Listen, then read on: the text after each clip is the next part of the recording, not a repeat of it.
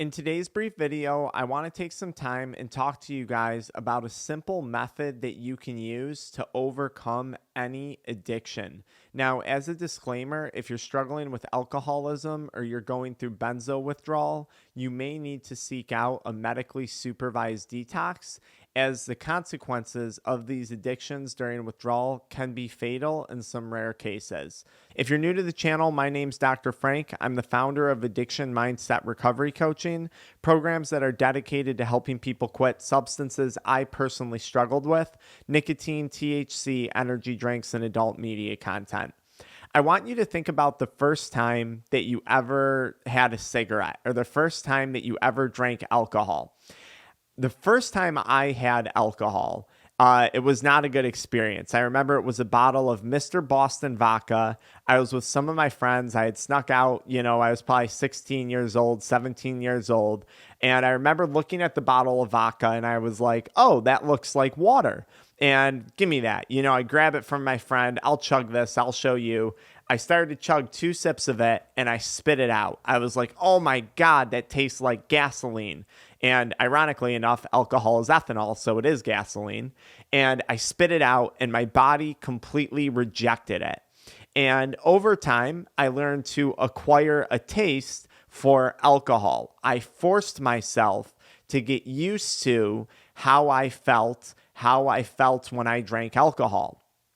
Now, the first time I had a cigarette was a very similar experience. I was with some friends. We were underneath a overpass bridge, and we're all smoking cigarettes. And we're coughing, we're laughing, we are having a good time. But really, at the end of the day, I didn't like the smell. I didn't initially like the throat hit that I was getting. And it just made me gag and cough because obviously in a cigarette, I was inhaling a bunch of toxins into my body. But over time, I repeatedly kept consuming cigarettes, and it was something that my body became used to. I built up a tolerance for nicotine and tobacco. Take THC, for example. The first time I smoked, it was a joint. I coughed so hard, I thought I was going to throw up because of all the irritants and the tar that was accumulated within the joint smoke. Now, just like alcohol, just like nicotine and tobacco products, I went from being a weekly smoker to a nightly smoker to a daily smoker, and eventually I developed an addiction to THC products. Now, with that being said, in any of those instances, I wasn't immediately a fiend. I wasn't immediately a nicotine fiend. I wasn't immediately a cannabis fiend. It developed over time. Repetitive use led my body to dependence on some of these substances, and then I struggled with addiction. Now, when you quit an addiction, you quit the same way that you got addicted. And it's kind of a one day at a time thing. So you wake up one day and you don't have a cigarette. You don't have a hit of your vape. You don't smoke weed. And initially, that experience might be somewhat uncomfortable for you. You're not really sure what to do. You're fidgety. You're bored. You got brain fog. You just don't feel good. Probably, or similarly to the first few times you probably had alcohol or smoked a cigarette or hit a joint. Initially, it doesn't feel great. I mean, obviously there was a buzz. It felt decent enough for you to continue doing it. But you quit the same way you got addicted. You wake up one day and you don't smoke. And then you wake up another day and you're 3 days and you haven't smoked. And then you're a week and you haven't smoked. And you're 2 weeks and you haven't smoked. And you're 2-3 months and you haven't smoked. You start to acquire a taste for being sober. Initially, it might not be the best feeling in the world. Just how initially drinking alcohol and smoking cigarettes probably wasn't the best feeling in the world. But you're rewiring your brain. You're developing new patterns by continually not picking up that substance. Starting smoking is the same process as quitting smoking. You smoked one day at a time until you were addicted. You don't smoke one day at a time until you're finally sober from the substance. There's no need to make this process more complicated than it has to be. The same way you struggled and you persevered and you pushed through all the things that you push through to get you to this point of active addiction, you do to get sober. Eventually, that feeling of something's missing, that feeling of being fidgety, that feeling of what do I do with myself, it eventually fades away.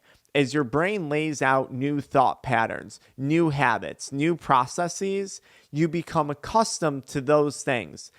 At the same time, you become comfortable without using the substance. But just like it took time to get addicted, to get to a point where you're watching this video, it's going to take time to get to a point where you're comfortable in your sobriety and recovery process.